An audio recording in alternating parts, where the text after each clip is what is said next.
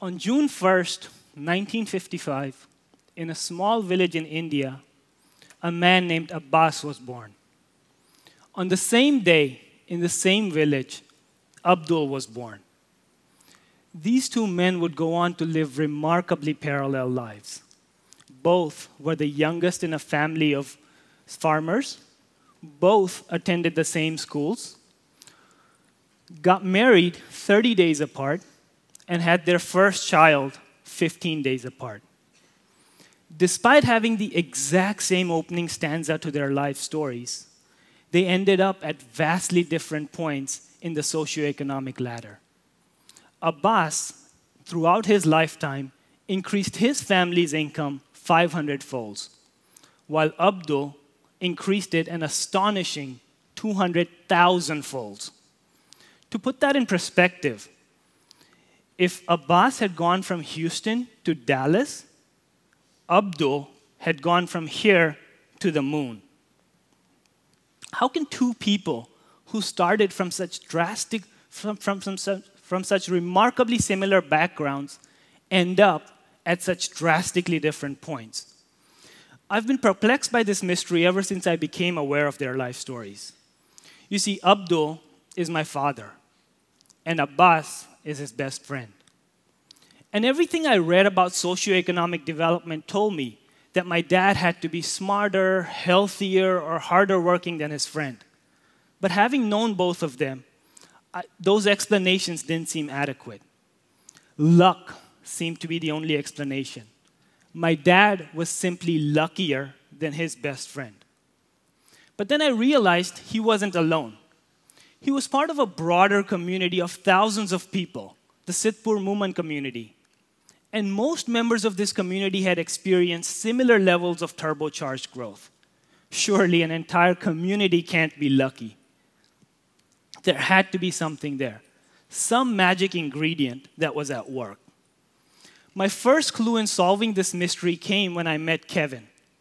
Kevin lives in Conroe and is an exceptional web application designer, the type that can make the difference between an average software product and a truly great one. And yet, Kevin didn't work for a Silicon Valley startup or a Fortune 500 company. Kevin could only work as a freelance designer. I want to stress this point. He wasn't a freelancer by choice. That was his only option. You see, Kevin is all but unhireable. He's never attended college, and his only full-time work is as a computer handyman. His resume simply wouldn't clear the first screening at most of the software companies around. Here's somebody who should be making $70,000, $80,000, $90,000 a year based on his skill level, but instead was making a fraction of that. I met Kevin by chance. A few conversations and a freelance project later, we offered him a job that would effectively double his income. He jubilantly accepted, but then called back a few days later and declined the job. I couldn't understand what was going on, so I contacted him to find out. Turns out, he declined the job because he didn't have reliable transportation to commute an hour from Conroe to Houston. I said, Kevin, you can get a car. Your increased income alone would allow you to pay it off in a few months. In response, Kevin said something that changed my perspective forever. He said, I don't have the cash to pay for it up front, and no bank would give me a loan. Think about that. It was then that I realized that from the bank's perspective, Kevin had no documented income, no steady employment, and no credit history.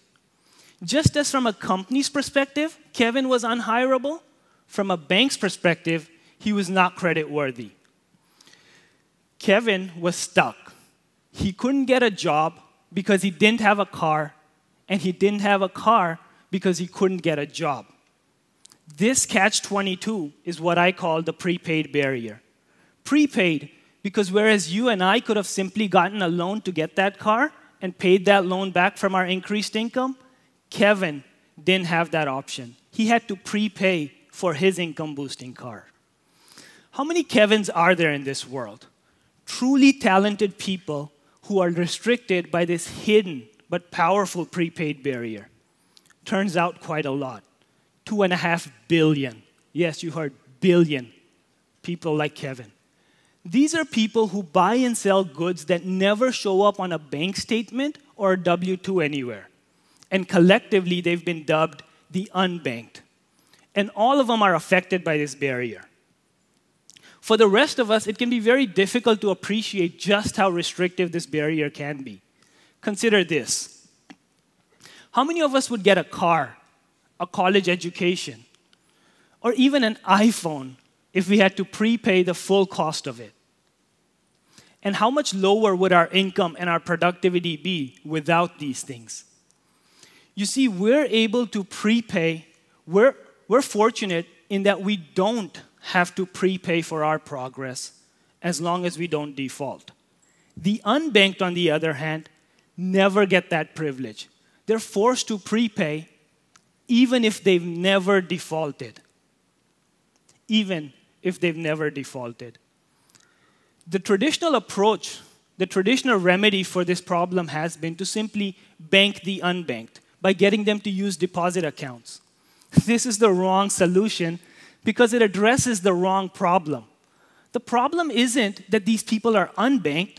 The problem is we only know how to assess their credit worthiness based on tools that are available in the mainstream banking world. A better approach would be to broaden the way we assess a person's credit worthiness using factors outside the traditional banking realm. So this approach isn't new.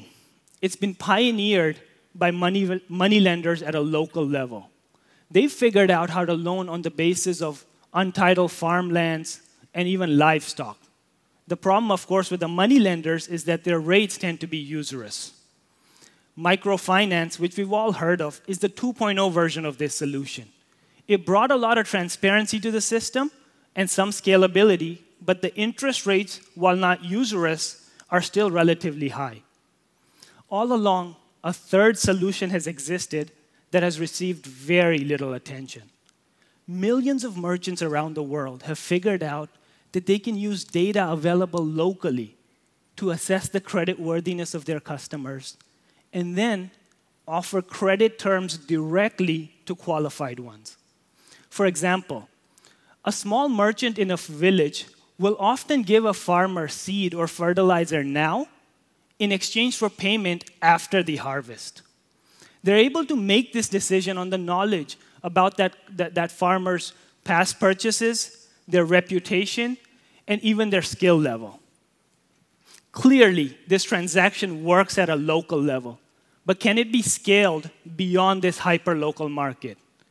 Can a global business really assess the credit worthiness of a farmer halfway around the world just as effectively as that village merchant does? Not only can this be done, it's already being done. Consider eBay. They've taken a transaction which was hyper-local, person-to-person purchases, and they've scaled it globally. And at the heart of each eBay transaction is the use of alternative forms of credit assessment.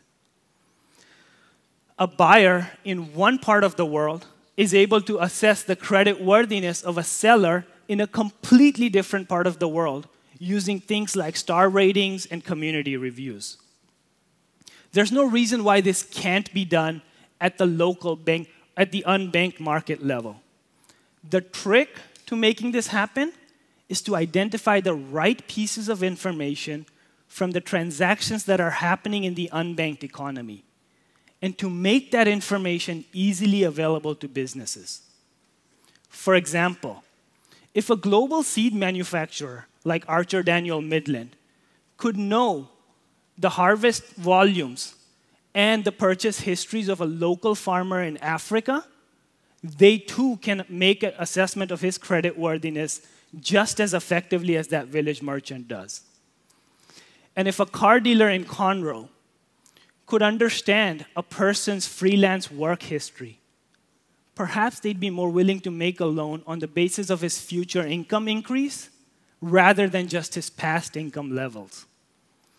So that brings me back to Kevin, Abbas, and my father.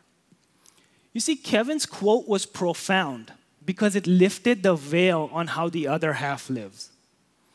I now understand that my dad was able to turbocharge his growth because in his close-knit Sitpur Muman community, transactional information flowed freely, and this allowed him to break out of the prepaid barrier.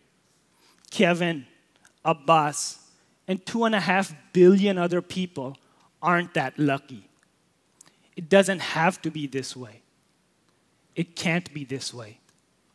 My own life experiences have taught me that the best way to shatter this prepaid barrier is by simply broadening the way we assess a person's creditworthiness. And that can be done by simply unlocking and sharing relevant information. We already have the technology to do this. So join me and help spread this idea.